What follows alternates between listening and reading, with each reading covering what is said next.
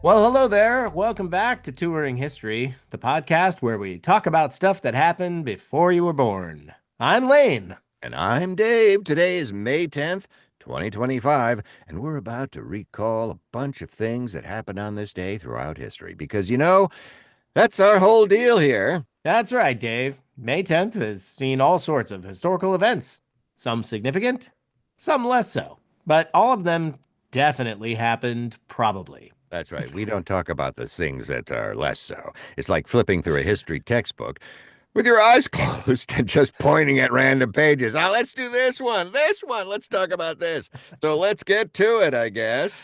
First up, some people who were born on May 10th. In 1899, Fred Astaire was born. You know, the dancing guy. Man, he was good. He could even dance on a ceiling. Fred Astaire was amazing. He once said, dancing is like walking, except you're not getting anywhere.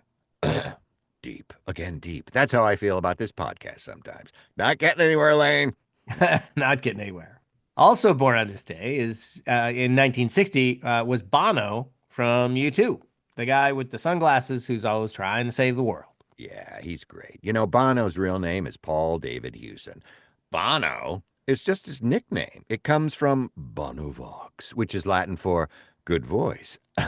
I guess I could be Bonovox do. Though, sorry, Spilkus. Though I'm pretty sure the ancient Romans weren't listening to With or Without You. Oh, that's a good voice, Dave. Yeah, well, I'm Bonovox do. And in 1838, John Wilkes Booth was born. He An later actor. became famous for, well, shooting Abraham Lincoln. Yeah, just a bitter actor. Talk about a bad career move. He was actually, well, sort of a famous actor, and before that, but nobody remembers him for his Shakespearean roles. Why would they? It's like if Daniel Day-Lewis was only remembered for that time he threw a bowling pin at someone. Remember that? I drink your milkshake. What was that all about? Good thing Daniel Day-Lewis never assassinated a president. Yeah, well, as far as we know, the man does take method acting pretty seriously. Got you! What All right, happened on to in 1869, Lane?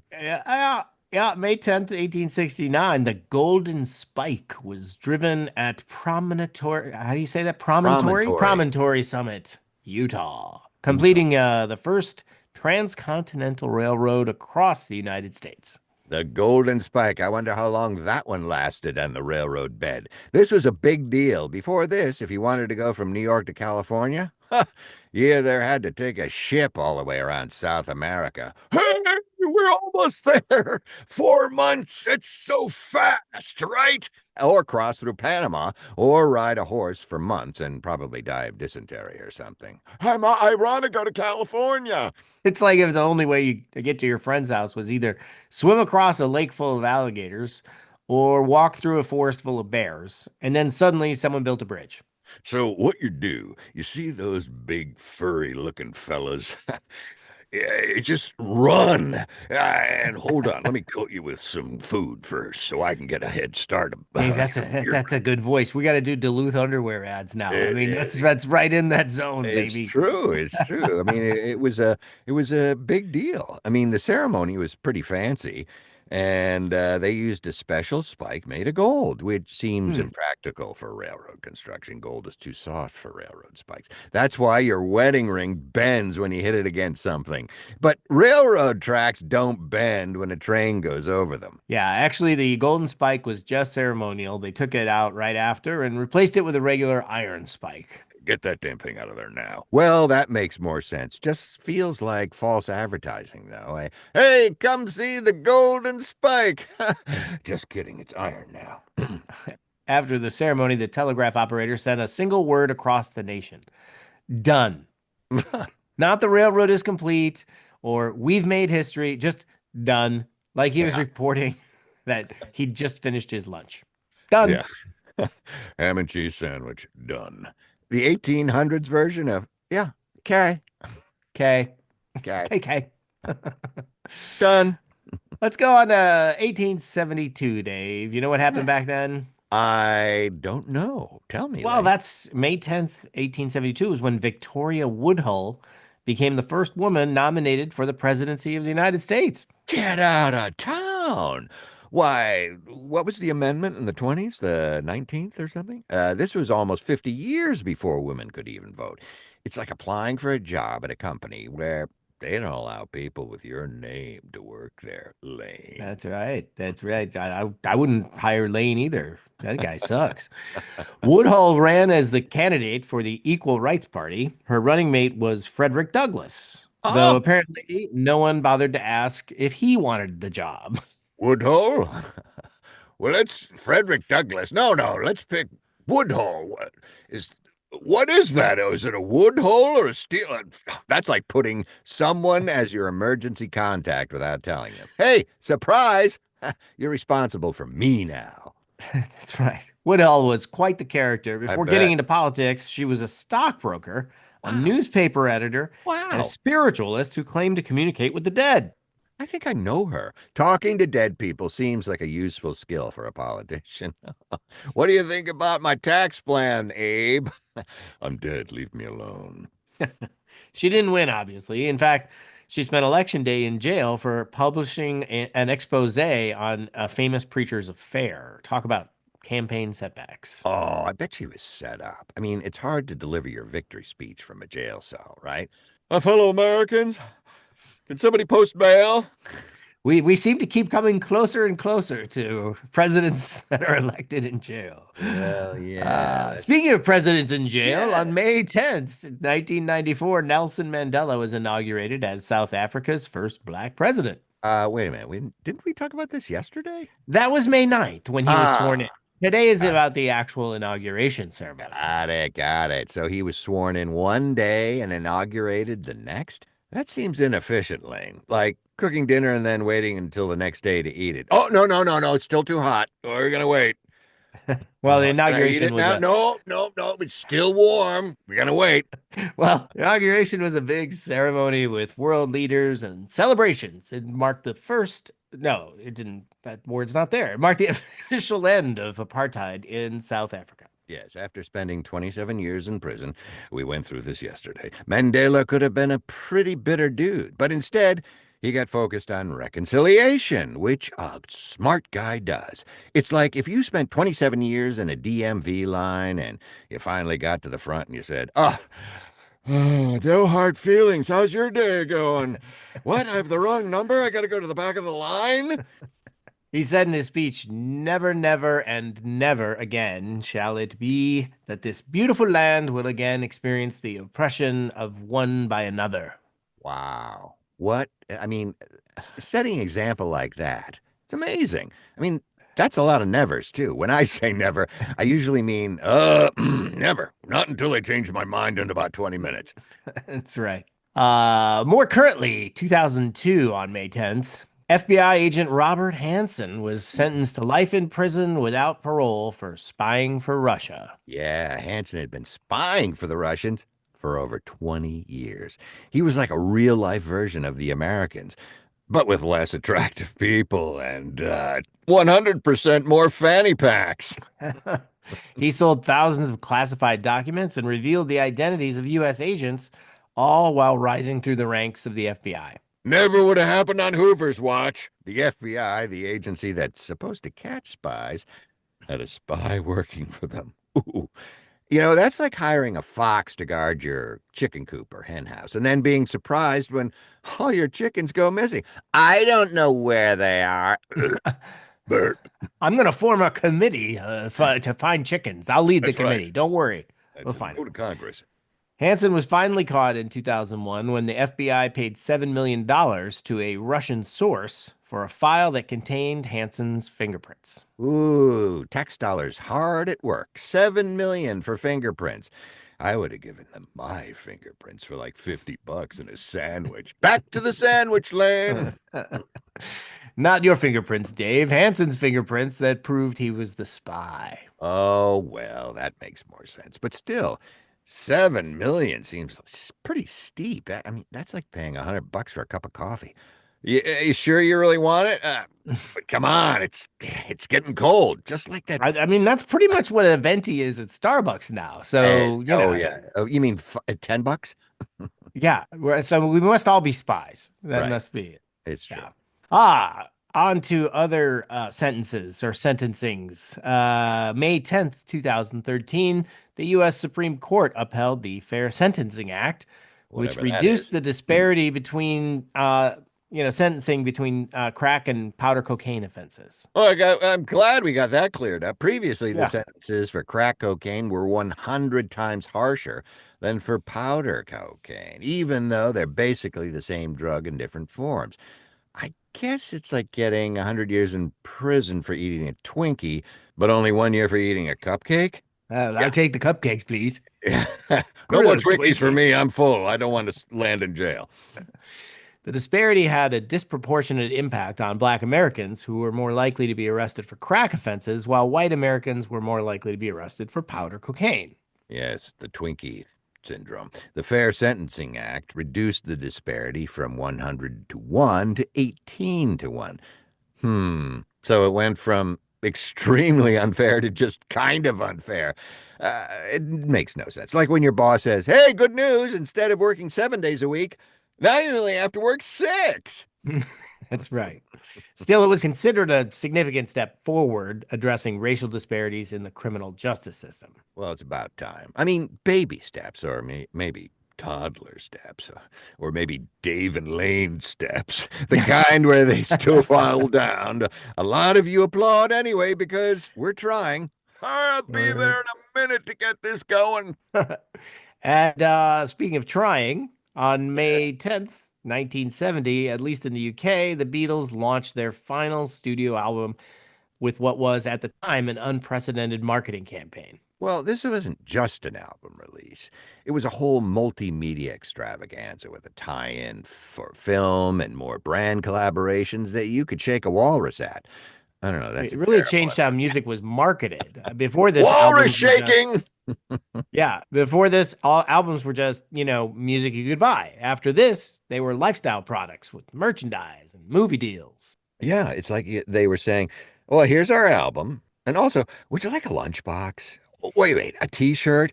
How about a slap on our faces? Oh, wait a minute. How about we slap our faces on everything you own? Huh? That's Huh? right. How about Yeah. that? We look Yeah. good. Today we take this kind of marketing for granted, but back then True. it was revolutionary. Kind of like the first person who put cheese inside a burger patty instead of on top. Ooh, who is that? What day do they come up? I mean, that's a strange comparison, but I'll allow it because I'm hungry now. I am too. I could eat an apple. Oh no, Oh, wrong apple. On in May 10th, 1997, Apple launched its online store, allowing customers to purchase Apple products directly over the internet for the very first time. wow, this is pretty revolutionary for its time because back in 1997, buying things online was still new and, well, scary. It was like the first time someone suggested cooking meat with fire. Wait a minute. You want me to put my credit card information where? Steve Jobs had just returned to Apple, and the company was in serious financial trouble. The online store was part of its strategy to turn things around. Well, it was very cool, and it worked. Apple went from nearly bankrupt to, well, as we know, the most valuable company in the world. It's like going from eating ramen noodles every day, love those things, a lot of sodium, to owning a chain of five-star restaurants. That's right. The funny thing is, in 1997, people thought Apple was done for. The Wow. headline in Wired magazine was literally 101 Ways to Save Apple. Huh. I don't think become worth trillions of dollars was on the list. Well, that's the problem with predictions, Lane. They're always wrong. Except for mine. Hey, listen, I predict that after this segment, we'll have a word from our sponsors. Let's see if I'm right. All right, folks, it's time for a quick break. I think Dave's right. We'll be right back after this message from our sponsors. Knew it. History fans, do you like preserving things? Of course Yes, you do. of That's why course. you're listening to a history podcast. Yes, that's right. And nobody knows preservation like ball mason jars. The glass jars that have been around since your great grandmother was complaining about kids these days. Ball mason jars have been used to store everything from peaches to pickles in mysterious substances that your aunt won't identify but insists are medicinal. That's right. It'll cure your rickets, Jimmy. I joined the Ball Mason Jar Facebook group last year. It's a real thing with over 100,000 members. Why, that's more people than some countries. I'm not going to name which countries because I don't want to start an international incident.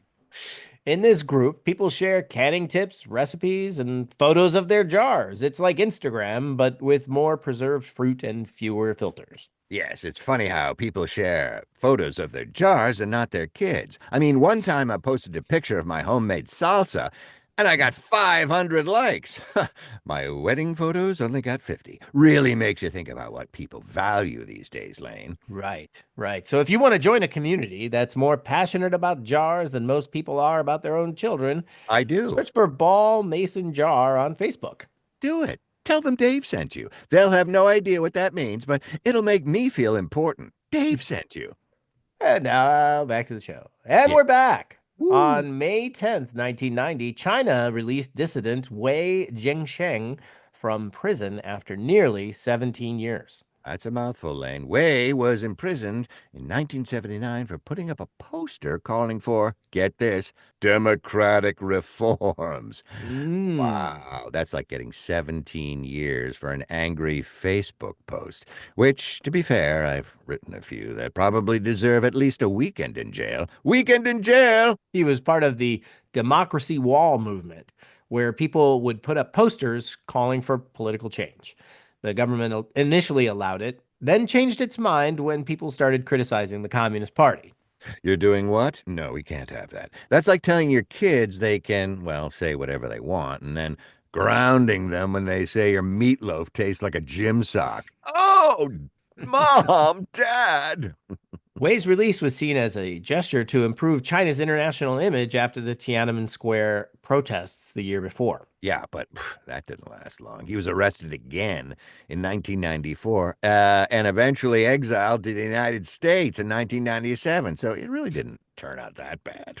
It's being like kicked out of a restaurant, then they invite you back, then they Right. kick you out again, but this time they say, "And don't come back." Some And people you, just can't make up their minds. that's right. And then you end up, you're being kicked out of McDonald's And every yeah, time. And then you end up at some Michelin three-starred French restaurant.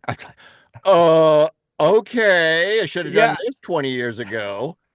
best poster I ever put up. Jeez, if I only knew. Yes. On May 10th, 1962, Marvel Comics introduced Spider-Man in the final issue of Amazing Fantasy. Yeah, Spider-Man was created by Stan Lee and Steve Ditko. According to Lee, he got the idea after seeing a spider crawling up a wall. Wow, moments like that are amazing. Huh? Which seems like a pretty low bar for inspiration to me. There's a fly in my soup. I shall create Superfly Man. The character was a huge departure from typical superheroes of the time. Instead of being an adult with a perfect life, Peter Parker was a nerdy teenager with money problems and girl troubles. Oh, gosh, memories. Sorry, he was relatable, except for the whole climbing walls and shooting webs thing. That's less relatable unless you're an actual spider. Yeah. The first issue of Amazing Fantasy that featured Spider-Man is now worth hundreds of thousands of dollars. In 2011, a near mint copy sold for 1.1 million. Unbelievable. I had comics when I was a kid, but my mom threw them out when I went to college. She probably cost me $1 million. Thanks, Mom. I doubt your Archie comics were worth millions, Dave. Well, not those, but maybe my Scrooge McDucks were. You don't know that. Archie could have fought crime at night. Yeah, Riverdale's hero. You never read my collection. All right, I'll give you that. Thank you. May 10th, 2005, Germany unveiled the Holocaust Memorial in Berlin, officially known as the Memorial to the Murdered Jews of Europe. Well, this is a more somber topic, but important. You see, the memorial consists of 2,711 concrete slabs of different heights, creating a wave-like effect when you walk through it. It took 17 years from the initial proposal to the completion of the memorial, partly because of debates about how to appropriately commemorate such a tragic event. Yes, and it's located near the Brandenburg Gate and the buried remains of Hitler's bunker. which is quite symbolic. I mean, it's like building a monument to truth right next to the site of history's biggest lies. The designer, Peter Eisenman, said he wanted to create a place where people could experience disorientation and isolation, feelings that victims of the Holocaust might have experienced. Yeah, it's a powerful reminder of a dark chapter in human history. And unlike most of the things we talk about on this show, there's no joke to be made here. Some parts of history just need to be remembered as they were. Well said, Dave. Well, I thank you. I can, lend myself to seriousness every now and then. Well, let's move on to a happier topic. May 10th, 1999, NATO intensified its bombing campaign against Yugoslavia during the Kosovo conflict. Yeah, this was part of NATO's response to ethnic cleansing in Kosovo. What's the deal with this ethnic cleansing? I mean, come on. Can't we all just get along? The conflict was complex, like trying to untangle Christmas lights. Ugh, the bane of my existence, that have been in storage for 10 years, and especially trying to find the one that doesn't work. Right, right. The bombing was controversial. NATO said it was necessary to prevent humanitarian disaster, but Russia and China strongly opposed it. Of course they did. It's like when two parents disagree about how to discipline a child, except with missiles and international diplomacy. Right. The campaign ultimately lasted 78 days and led to the withdrawal of Yugoslav forces from Kosovo. Yes, and Kosovo later declared independence in 2008, but not everybody recognizes it. It's like having a party and, well, I guess only half the people you invited show up. Am I a country? Well, yes, but actually, no. International relations are complicated, Dave. They are, Lane. Tell me about it. I can barely manage relations with my own family at Thanksgiving. Are you an O'Brien? Well, No. yes, but no. You sit at the kids' table. You're one of those adopted redheaded stepchildren. Oh my gosh, they brought you? And finally, on May 10th, 2018, the United States announced new sanctions against Iran over its nuclear development program. Yeah, this came after President Trump withdrew from the Iran nuclear deal, which was like saying, I don't like these rules, so I'm going to make some new rules, and they're going to be tougher rules, huh?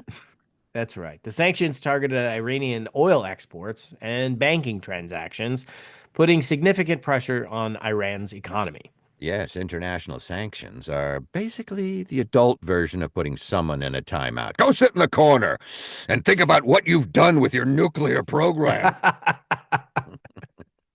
A nuclear dunce cap. That's right. The difference is that sanctions affect millions of ordinary people who have nothing to do with their government's decisions. It's very true, Lane. It's like giving the whole class detention because one idiot set off a stink bomb in the bathroom. You're all in detention. Huh? How do you like that? International relations are rarely fair or simple. They're more like a game of chess where half the pieces are secretly checkers and nobody gave you the rules. Ooh, I hate playing that game. And on that confusing note, That's right. That wraps up our tour through history for May 10th. yay! From Dancing with Fred Astaire to Spider-Man to the complexities of international sanctions, May 10th has seen it all. You know, Dave, they say those who don't learn from history are doomed to repeat it. But based on our show, I think those who do learn from history are just doomed to be really depressed. Yes, well, or become really good at trivia nights at the local bar. Oh, the Golden Spike? I know exactly what happened. May 10th, 1869. Where's my free beer?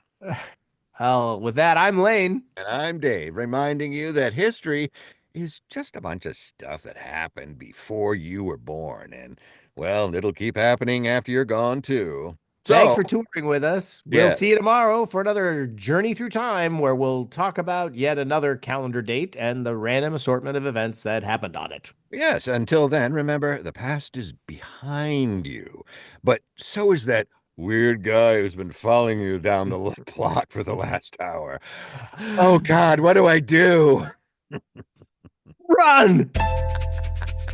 See you tomorrow. Run to tomorrow, and we'll see you there. Bye! Bye.